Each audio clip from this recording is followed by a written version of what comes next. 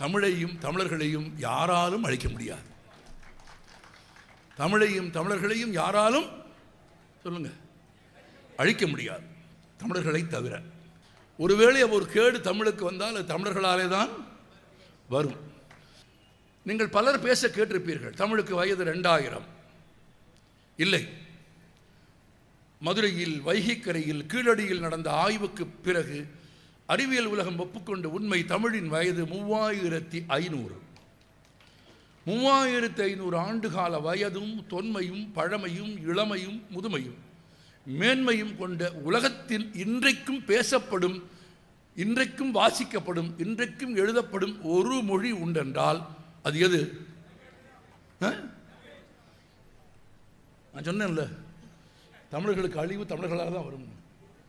இவ்வளவு நேரம் இவ்வளவு சொல்லி எந்த மொழின்னு கேட்டால் தமிழ்னு சொல்கிறதுக்கு ஒரு 6 பேருக்கு தான் வாய் திறக்க முடியுதுன்னா, 3500 ஆண்டுகளை கடந்து தொன்மையும் மேன்மையும் இளமையும் கொண்ட உலகின் ஒரே மொழி எது?